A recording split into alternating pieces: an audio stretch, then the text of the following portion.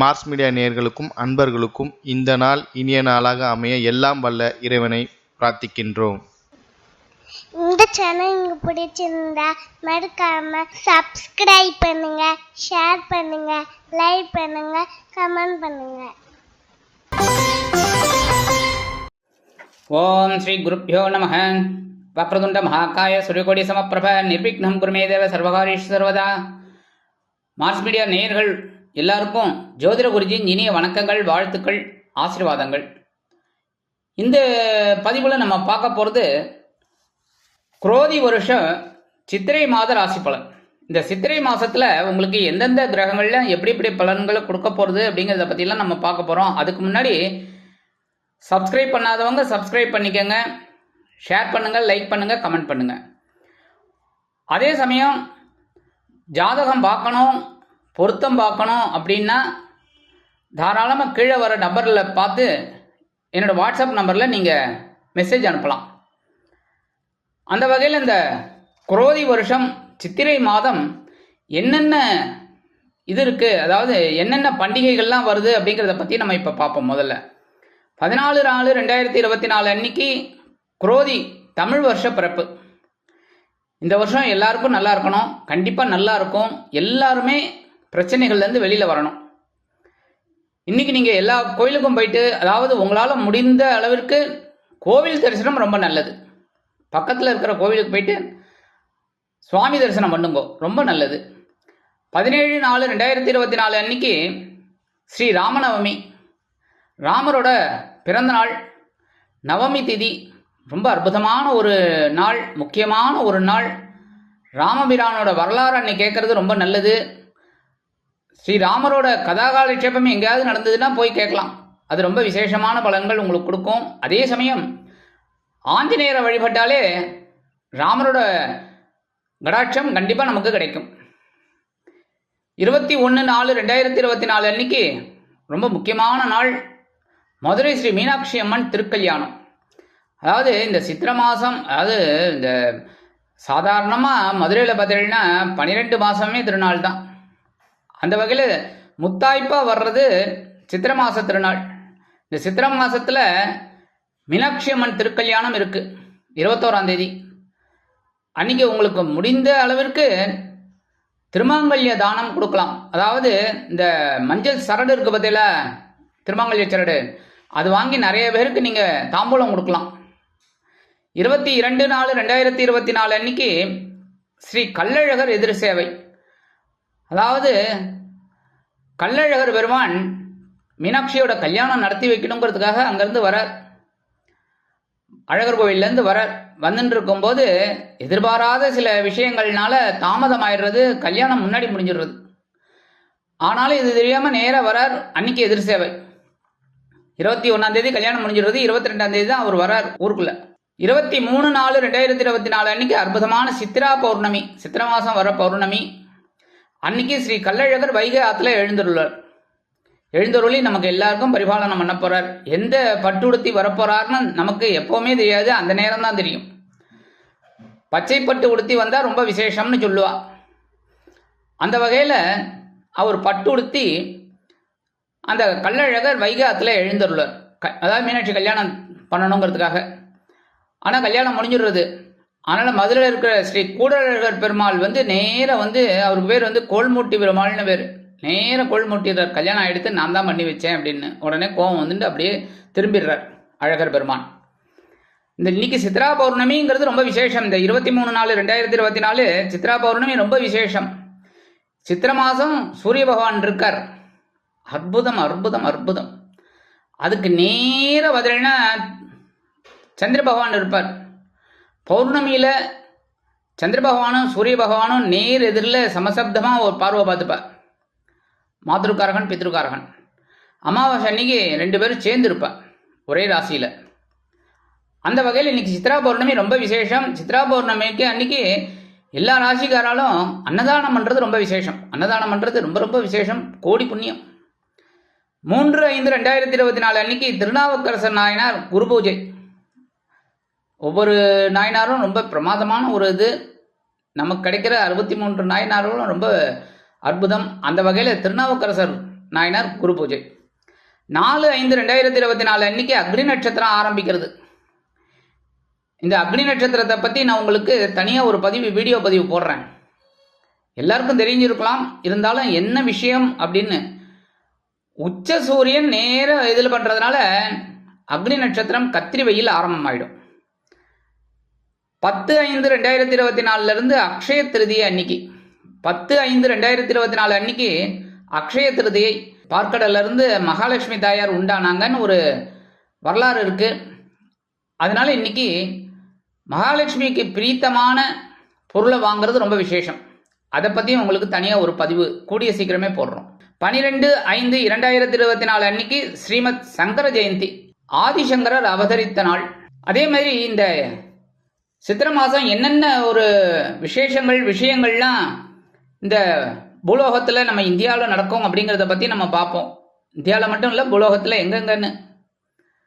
29/4/2024 அன்னைக்கு பாம்பேல வெள்ள பாதிப்பு ஜாஸ்தியாக இருக்கும். வெள்ளம், சாப்பிட்ற வெள்ளம் இல்லை, தண்ணி வெள்ளம் பாதிப்பு நிறைய இருக்கும். 30/4/2024 அன்னைக்கு காய்கறி விலை ரொம்ப வீழ்ச்சி அடையும். 2/5/2024 அன்னைக்கு அமெரிக்காவில் புழுதி காற்று வீசும், கடுமையாக இருக்கும். 3/5/2024 அன்னைக்கு மஞ்சளோட விலை உச்சத்தை தொடும், கண்ணாபின்னான்னு எகிரிடும். 3/5/2024 அன்னைக்கு மூணாறு, கேரளா இருக்கிற பட்சத்தில் இந்த மூணாறுல வெள்ளப்பெருக்கு இருக்கும். 4/5/2024 அன்னைக்கு அக்னி நட்சத்திரம் ஆரம்பம் அப்படிங்கிறதுனால அன்னிலேருந்து 21 நாள் கொஞ்சம் கவனமாக இருக்கணும். 9/5/2024 அன்னைக்கு கேரளாவில் திடீர்னு வெள்ளம் வரலாம். இதெல்லாம் தான் இந்த சித்திரை மாதத்துக்கு நடக்கக்கூடிய ஒரு விஷயங்கள். முன்னாடி சொன்னது விசேஷங்கள், இப்போ சொன்னது விஷயங்கள். ஆக இந்த சித்திரை மாதம் இப்படிப்பட்ட விஷயங்கள் தான் நடக்கும், விசேஷங்கள் தான் நடக்கும். அந்த வகையில் ஒவ்வொரு ராசிக்காரர்களுக்கும் என்னென்ன பலாபலன்கள் நடக்க போகிறதுங்கிறத பற்றி நம்ம இப்போ தெளிவாக பார்ப்போம். பதிவுக்கு போகலாமா? எனதருமை மிதுன ராசி அன்பர்களே, இந்த பதிவில் குரோதி வருஷம் சித்திரை மாத ராசி பலன் பார்த்துட்டு இருக்கோம். இந்த குரோதி வருஷம் சித்திரை மாதம் எந்தெந்த கிரகங்கள் உங்களுக்கு நன்மையாக இருக்க போகிறது, எந்தெந்த கிரகங்கள் மூலமாக நீங்கள் கவனமாக இருக்கணும், பரிகாரமாக என்ன பண்ணினா ரொம்ப விசேஷம் அப்படிங்கிறத பற்றியில் நம்ம இப்போ தெளிவாக பார்க்க போகிறோம். உங்களோட ராசிநாதனும் சுகாதிபதியுமான புத பகவான் ஜீவனஸ்தானத்தில் நீச்சம் அடைஞ்சு இருக்கார். உத்தியோகத்தில் பரபரப்பாக இருக்கீங்களா, சுறுசுறுப்பாக இருக்கீங்களா, கொஞ்சம் அப்படி லாக் ஆனீங்கன்னா அவ்வளோதான். அதனாலேயே நீங்கள் கொஞ்சம் பரபரப்பாக இருக்கீங்க, ஒரு பொறுப்புகள் அதிகமாக இருக்குது. அதே சமயம் நீச்சமடைந்த புத பகவான்ங்கிறதுனால மனசில் குழப்பம் இருக்குது, உத்தியோகத்தில் குழப்பம் இருக்குது நிறையா. அதில் அதேமாரி குடும்பம் அமையலேன்னு சில பேருக்கு ஒரு குழப்பம், குடும்பம் அமைஞ்சவங்களுக்கு என்னடா இது வாழ்க்கை அப்படிங்கிற ஒரு குழப்பம், அதெல்லாம் இருந்துக்கிட்டு இருக்கு. 6/5/2024 இந்த புத பகவான் லாபராசிக்கு வந்துடுறார். அற்புதமான பலன்கள் உங்களுக்கு கிடைக்கும். தொழில் வியாபாரம் அற்புதமாக நடைபெறும். சுபகாரிய பேச்சுக்கள் நிறைவேறும். கணவன் மனைவிக்கு இருந்து வந்த பிணக்குகள் அகலும். உத்தியோகத்தில் முன்னேற்றம் கூடும். இழுபறிகள்லாம் குறையும். எடுக்கிற காரியங்கள் அற்புதமாக நிறைவேறும். எழுத்து மற்றும் அச்சுத்துறையில் இருக்கும் அன்பர்களுக்கு புதிய வாய்ப்புகள் மிளிரும். அதுவே கற்பனை திறன் அதிகரிக்கும். இந்த எழுத்துத்துறையில் இருக்கிறவர்களுக்கெல்லாம் கற்பனை திறன் அதிகரிக்கும், அதனாலே வருமானம் வரும். கல்வியிலும் மாணவ மாணவிகளுக்கு கல்வியில் முன்னேற்றமான ஒரு சூழ்நிலை உருவாகும். 5/12 குடை அதிபதி சுக்கிர பகவான் ஜீவன ராசியில உச்சமடைஞ்சு சஞ்சரிக்கிறார். அதான் ஏற்கனவே சொன்னேன், பரபரப்பா இருப்பீங்க. ஏன்னா ஜீவனஸ்தானத்துல புதன் நீச்சமடைஞ்சிருந்தார், இவர் உச்சமடைஞ்சிருக்கார். பரபரப்பா இருக்கீங்க, சுறுசுறுப்பா இருக்கீங்க, கொடுத்த வேலைகளை நல்லா தான் செஞ்சுட்டு இருக்கீங்க. குழந்தைகளின் மூலம் சில மனக்குழப்பங்கள் இருக்கு. 25/4/2024 முதல் இந்த சுக்கிர பகவான் லாபஸ்தானமாகிய 11ஆம் இடத்துக்கு வந்துடுறார். அற்புதம். இனிமே தொட்டதெல்லாம் பொன்னாகும். மனசுல ஒரு சந்தோஷம் இருக்கும். உத்தியோகத்துல முன்னேற்றம், தொழில் வியாபாரம் முன்னேற்றம், சில பேருக்கு விலை உயர்ந்த பொருட்களை வாங்கக்கூடிய ஒரு முன்னேற்றம். அதே மாதிரி மனசுல ஒரு பொழுதுபோக்கு அம்சங்களுக்கு இடம் கொடுப்பீர்கள். 6/11 குடை அதிபதி செவ்வாய் பகவான் பாக்கியஸ்தானத்தில் இருக்கார். மாத ஆரம்பத்தில் உத்தியோகத்தில் ஏற்கனவே நான் சொன்னேன், பரபரப்பாக தான் இருக்கீங்க. அதேமாதிரி தொழில் வியாபாரத்தில் லாபம் வரணுமேனு ஒரு நெருக்கடியில் வேலை செஞ்சிட்டு இருக்கீங்க. ஏன்னா லாபம் வரத்துக்கு முன்னாடி ஏகப்பட்ட செலவுகள் உங்களுக்கு இருக்கு. ஏன்னா இந்த பணியாளர்களுக்கு சம்பளம் கொடுக்கணும், வாடகை கொடுக்கணும், கரண்ட் பில் கட்டணும், எவ்வளவு அதெல்லாம் மீட் அவுட் பண்ணி பேலன்ஸை தான் நீங்கள் எடுத்துக்க முடியும். அதான் லாபம். லாபத்தில் இதெல்லாம் நீங்கள் மீட் அவுட் பண்ணி மீதி இருக்கிறது தான் உங்களோட சம்பளம் மாதிரி வரும். அதுக்காகவே பரபரப்பாக இருக்கீங்க. 22/4/2024 இந்த செவ்வாய் பகவான் எங்கே வரப்போறாருன்னு பார்த்தீங்கன்னா ஜீவனஸ்தானமாகிய 10ஆம் இடத்துக்கு வந்துடுவார். 10ஆம் இடத்துக்கு வந்துட்டார் அப்படின்னால பரபரப்பாக இருந்து தான் ஆகணும், வேறு வழி கிடையாது. பரபரப்பாக இருக்கணும். ஏன்னா கூடவே அங்கே ராகு இருக்கார். ராகு இருந்துட்டே ராகு வந்தோடனே உங்களுக்கு பரபரப்பை கொடுத்துக்கிட்டு இருக்கார், சுறுசுறுப்பை கொடுத்துக்கிட்டு இருக்கார். அந்த வகையில் இந்த செவ்வாயும் அங்கே சேர்றதுனால ரொம்ப பரபரப்பாக இருப்பீங்க. மனசில் ஒரு தெளிவு இருக்குது, சில சமயம் தெளிவற்ற சூழ்நிலையும் இருக்குது. தெளிவாக முடிவெடுக்கிற மாதிரி நினச்சிக்கிறீங்க, ஆனால் சில நேரங்களில் தெளிவற்ற சூழ்நிலையும் இருக்குது. சீருடை பணியாளர்களாகிய காவல், இராணுவம், தீயணைப்புத்துறை, மருத்துவத்துறையில் வேலை பார்க்கும் அன்பர்களுக்கு எதிர்பார்க்கும் இடமாற்றம், பதவி மாற்றம், பதவி உயர்வு, சம்பள உயர்வு அருமையாக, மிக அருமையாக கண்டிப்பாக வந்து சேரும். ஏன்னா ஒரு பொறுப்பை கொடுக்கறதுக்கு ஒரு பதவி உயர்வையோ இல்லை ஒரு இடமாற்றத்தையோ கொடுத்தா தான் நமக்கு அங்கே அந்த பொறுப்பு கிடைக்கும், நல்லபடியாக வரும், அதனாலேயே கிடைக்கும். சாயா கிரகமான ராகு பகவான் ஜீவனஸ்தானத்தில் இருக்கார், கேது பகவான் சுகஸ்தானமாகிய 4ஆம் இடத்துல இருக்கார். இது கொஞ்சம் மத்தியமமான பலன்கள் தான். உத்தியோகத்திலையும் சரி எல்லா விஷயத்துலையுமே கவனமாக இருக்கணும். அதுவும் சுகஸ்தானத்தில் இருக்கிற கேது சில நேரங்களில் சில உடல் ஆரோக்கியத்தை கெடுக்கக்கூடிய ஒரு வாய்ப்புகளை கொடுப்பாருங்கிறதுனால உணவு கட்டுப்பாடு கண்டிப்பாக தேவைப்படும். அதேமாதிரி இந்த வெளியூர் அல்லது வெளிநாட்டு பயணங்கள் போது கொஞ்சம் கவனம் எடுத்துக்கணும். அதாவது சரியாக திட்டம் போட்டு போகிறது, திட்டம் போட்டு வர்றது நல்லது. அனாவசியமாக டக்கு டக்குன்னு நீங்கள் போகிறது வர்றது அதெல்லாம் வந்து அப்போ நடந்தது, இப்போ முடியாது. இப்போ கொஞ்சம் கவனமாக இருந்தால் ரொம்ப நல்லது. அதுவும் வயதானவர்கள் அப்படிங்கும்போது உடல் ஆரோக்கியத்தில் கொஞ்சம் சிறப்பு அக்கறை எடுத்துக்கிறது ரொம்ப விசேஷம். அதேமாதிரி உத்தியோகத்தில் பரபரப்பாக இருப்பீங்க, தொழில் வியாபாரத்துலையும் பரபரப்பாக இருப்பீங்க. சகாயாதிபதி சூரிய பகவான் லாபஸ்தானத்தில் உச்சம் அடைஞ்சு அற்புதமாக இருக்கார். இந்த மாதம் அடி தூள் தான் உங்களுக்கு. ஏன்னா 3ஆம் இடத்து அதிபதி 11ஆம் இடத்துல உச்சமடைஞ்சு இருக்கிறது ரொம்ப விசேஷம். உங்களோட முயற்சிகள் இப்போ பேசப்படும். உத்தியோகத்தில் முன்னேற்றம் தேடி வரும், எடுக்கிற காரியங்கள் அற்புதமாக நிறைவேறும். அதுமாதிரி தொழில் வியாபாரம் நல்லபடியாக லாபம் கிடைக்கும். தடைப்பட்ட சில காரியங்கள் இப்பொழுது அற்புதமாக நடைபெறும். உடன்பிறப்புகள் அனுகூலமாக இருப்பார்கள். உடன்பிறப்புகளின் மூலம் இருந்து வந்த கருத்து பேதங்கள், வீண் விவாதங்கள் அகலும். அதேமாரி நீங்களும் உடன்பிறப்புகளின் இல்ல திருமண நிகழ்ச்சிகளில் கலந்து கொண்டு மகிழ்வீர்கள். எடுக்கிற காரியங்கள் அற்புதமாக மனநிறைவை கொடுக்கும். சில பேருக்கு புதுசாக உத்தியோகம் தேடிட்டு இருக்கிற குழந்தைகளுக்கெல்லாம் உத்தியோகம் கண்டிப்பாக கிடைக்கும். அதேமாரி ஏதாவது ஒரு நிகழ்ச்சி நடக்கணும் அப்படின்னு நீங்கள் திட்டம் போட்டிருந்தீங்கன்னா அந்த நிகழ்ச்சி தாராளமாக அற்புதமாக நடைபெறும். அரசியல்வாதிகள் அப்படிங்கும்போது இந்த மிதுன ராசியை சேர்ந்த அரசியல்வாதிகளுக்கு கொண்டாட்டம், புதிய பொறுப்புகள் கிடைக்கும், பதவிகள் கிடைக்கும், வாழ்த்துக்கள். 7-10 அதிபதி குரு பகவான் லாபஸ்தானத்தில் இருக்கார். மாத ஆரம்பத்தில் அற்புதமான ஒரு முன்னேற்றம் உங்களுக்கு வந்துக்கிட்டே இருந்திருக்கு. ஓரளவுக்கு நல்லபடியாகவே குரு பகவான் உங்களுக்கு அனுகூலம் பண்ணிட்டு இருக்கார். அந்த வகையில் குரு பகவானோட பார்வை பார்த்தீங்கன்னா 3ஆம் இடமாகிய சகாயஸ்தானம், 5ஆம் இடமாகிய பூர்வ புண்ணியஸ்தானம், 7ஆம் இடமாகிய கலத்திரஸ்தானத்தை பார்க்கறதுனால ஓரளவுக்கு மனசில் சந்தோஷம் இருந்திருக்கு. ஒன்றும் பெரிய பிரச்சனைகள் இல்லை, சவாலே சமாளி. 1/5/2024 இந்த குரு பகவான் விரயராசிக்கு வந்துடுறார். 12ஆம் இடத்துக்கு வந்து மறைவு அப்படிங்கிறதுனால உங்களுக்கு விரய ராசியில் வராருங்கிறதுனால விபரீத ராஜயோகம் உண்டாகும். ஏன்னா 6, 8, 12 மறைஞ்சால் ரொம்ப விசேஷம். அது ரொம்ப நல்லது. ஏன்னா வாழ்க்கை துணை மூலமாக இருந்து வந்த குழப்பங்கள் குறையும். சில பேருக்கு சுபகாரிய நிகழ்ச்சிகளுக்காக செலவு செய்யக்கூடிய ஒரு வாய்ப்புகள் தேடி வரும். அதாவது திருமணமாகாத குழந்தைகளுக்கு திருமண யோகம் உண்டாகும். ஏன்னா அதை வச்சு செலவு வரும். அதேமாதிரி வீடு, மனை, வாகனம் இதெல்லாம் வாங்கக்கூடிய ஒரு செலவுகளும் உங்களுக்கு கிடைக்கும். இந்த குரு பகவானோட பார்வைங்கும்போது சுகஸ்தானத்தில் விழுறதுனால உடம்பு நல்லா இருக்கும், உடல் ஆரோக்கியம் நல்லா இருக்கும். அதே மாதிரி உறவுகள் கை கொடுப்பார்கள். அடுத்தபடியாக இந்த வெளியூர் வெளிநாட்டு பிரயாணம்லாம் இப்போ நல்லபடியாக நடக்கும். 7ஆம் பார்வை உங்களோட பகிர்வுணர் ரோகஸ்தானமாக 6ஆம் இடத்தை பார்க்கறதுனால உத்தியோகத்தில் பொறுப்புகள் தேடி வரும், மறைமுக எதிர்ப்புகள் விலகும், உடல் ஆரோக்கியம் சிறப்படையும். கொடுக்கல் வாங்கலில் இருக்கிறவங்களுக்கு ஒரு முன்னேற்றம் தெரிய வரும். அடுத்தபடியாக 9ஆம் பார்வையாக 8ஆம் இடத்தை பார்க்கறதுனால அஷ்டமஸ்தானத்தை பார்க்குறது ரொம்ப விசேஷம். மனசில் ஒரு சந்தோஷம் இருக்கும், தைரியம் இருக்கும், வீரியம் இருக்கும், உற்சாகம் இருக்கும், உடல் ஆரோக்கியம் சிறப்படையும்.